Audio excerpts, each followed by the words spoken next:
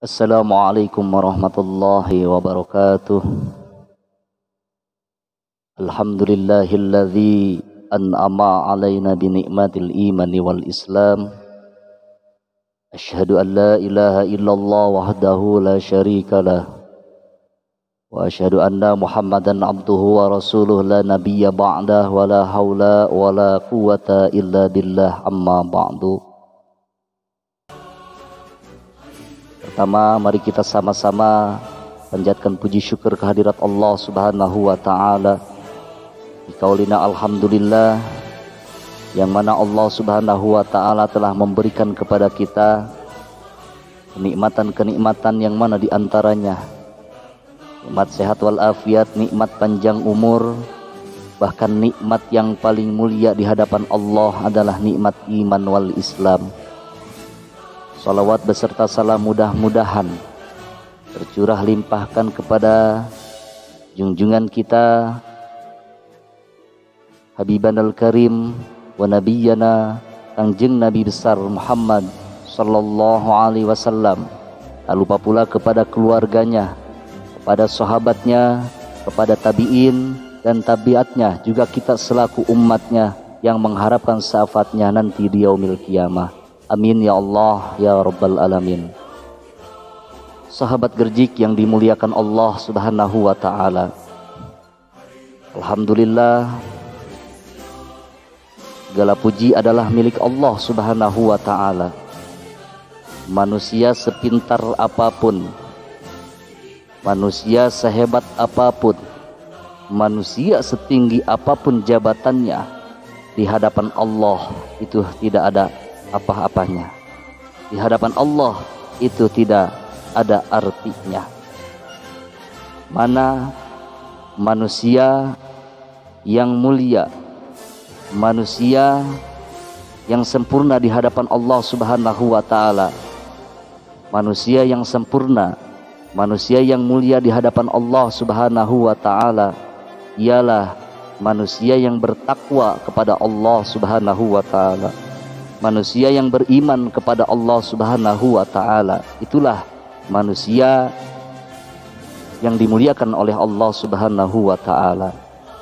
Alhamdulillah, untuk saat ini kita masih bisa merasakan apa yang dirasakan oleh kita, apa yang diinginkan oleh kita, dan apa yang dijalankan oleh kita.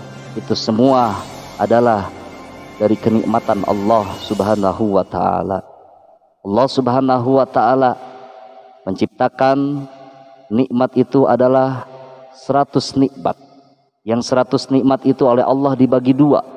Yang satu untuk di alam dunia, yang satu untuk di alam akhirat. Yang satu ini diturunkan oleh Allah Subhanahu wa ta'ala ke muka bumi, ya, itu sangat banyak yang merasakannya. Bukan hanya manusia yang merasakan nikmat yang satu ini, bukan hanya orang-orang mukmin, bukan hanya orang-orang yang ibadah kepada Allah Subhanahu wa ta'ala dengan satu ini yang merasakan, tapi selain manusia pun itu merasakan nikmat yang satu ini. Binatang merasakan nikmat Allah Subhanahu wa ta'ala yang satu ini. Tumbuh-tumbuhan merasakan nikmat yang satu ini. Bahkan orang kafir pun yang tidak menyembah kepada Allah Subhanahu wa ta'ala merasakan nikmat yang satu ini. Yang 99 ini nanti oleh Allah Subhanahu wa ta'ala masih disimpan, masih dirahasiakan untuk nanti di akhirat. Alhamdulillah, dengan adanya kita merasakan keindahan sekarang ini, itu sababiahnya kita diberikan nikmat oleh Allah Subhanahu wa ta'ala. Hari ini adalah hari kemerdekaan Republik Indonesia.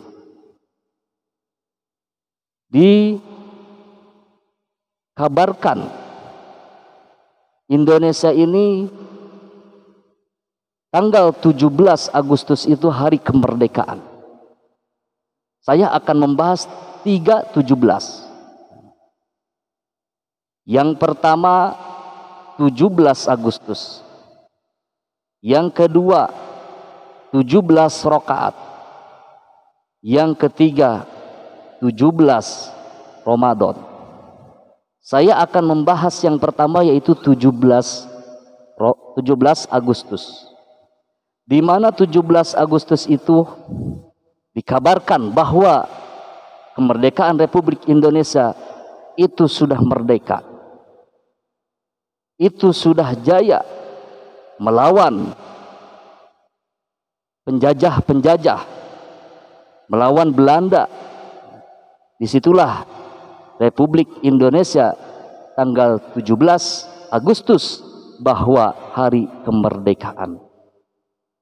Dan itu semua adalah perjuangan-perjuangan para pahlawan kita.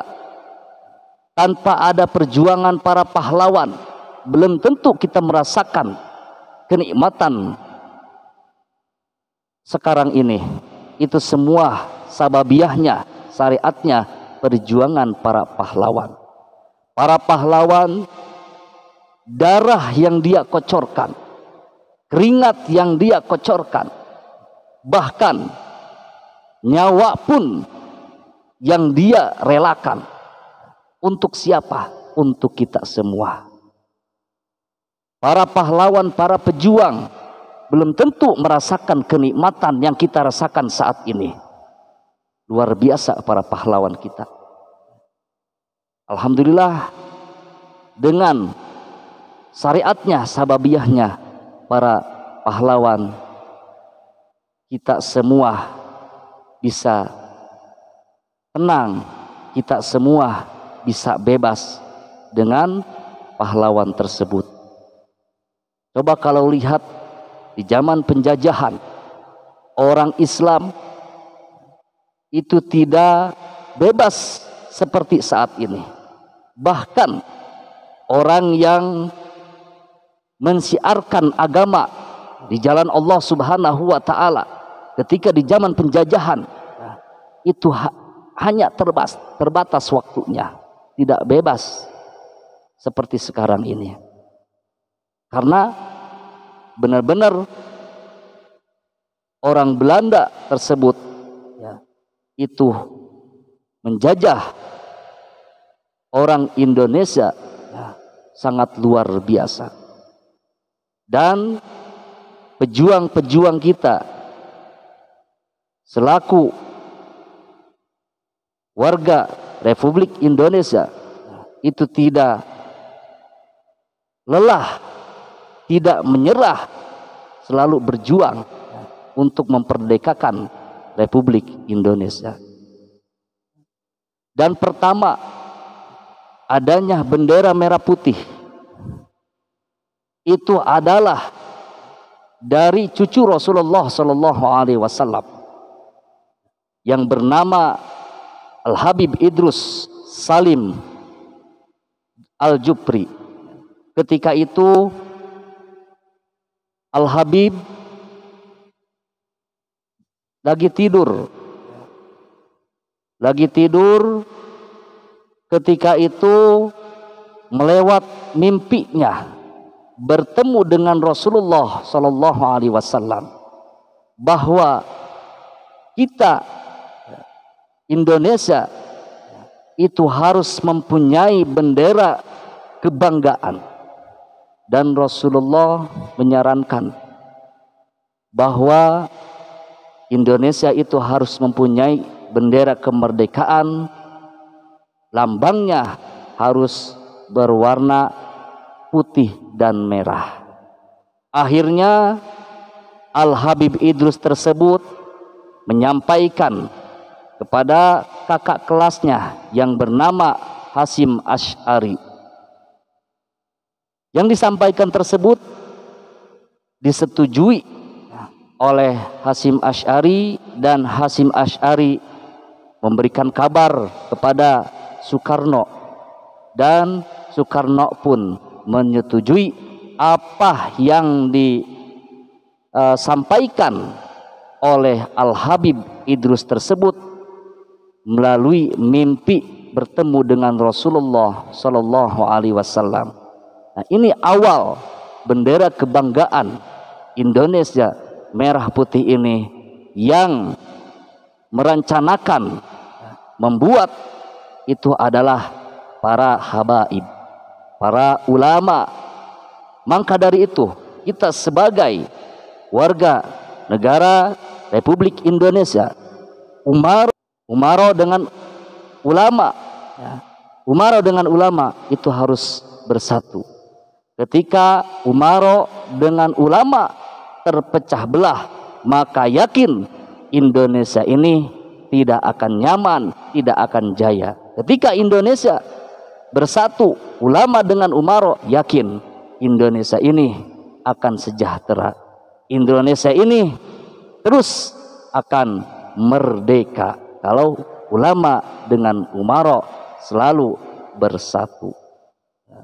Ketika kita cinta kepada tanah air, yang mana Rasulullah SAW bersabda di dalam hadisnya, hubul watan minal iman, cinta tanah air itu adalah sebagian daripada iman. Yang mana Rasulullah SAW bersabda di dalam hadisnya, hubul watan minal iman, cinta tanah air adalah sebagian daripada iman. Jadi kita iman kepada Allah Subhanahu wa Ta'ala, bukan hanya bentuk kita ibadah, melaksanakan sholat kepada Allah Subhanahu wa Ta'ala, melaksanakan zakat, perintah Allah Subhanahu wa Ta'ala, melaksanakan puasa di bulan suci Ramadan, tapi kita cinta tanah air pun itu sebagian daripada iman. Maka dari itu kita selaku warga negara Republik Indonesia, kita harus bangga, kita harus cinta dengan tanah air. Yang kedua, 17 yang kedua yaitu 17 rakaat. Yang dimana kita satu hari satu malam itu melaksanakan ibadah sholat 17 rakaat. Yang ketiga, 17 yang ketiga yaitu dimana Rasulullah SAW mendapatkan wahyu dari Allah Subhanahu wa Ta'ala. Ada yang mengatakan, sebagian ulama, diturunkan Al-Quran kepada Rasulullah itu tanggal 17 Ramadan. Ada yang mengatakan tanggal 23 Ramadan. Ada lagi yang mengatakan 27 Ramadan. Mana yang benar? Allahu a'lam bishawab. Pokoknya kita harus yakin bahwa Al-Quran diturunkan oleh Allah Subhanahu wa Ta'ala, yaitu di bulan suci Ramadan. Mungkin itu saja yang saya bisa sampaikan. Kurang lebihnya saya mohon maaf. Billahi taufiq wal hidayah. Wassalamualaikum warahmatullahi wabarakatuh.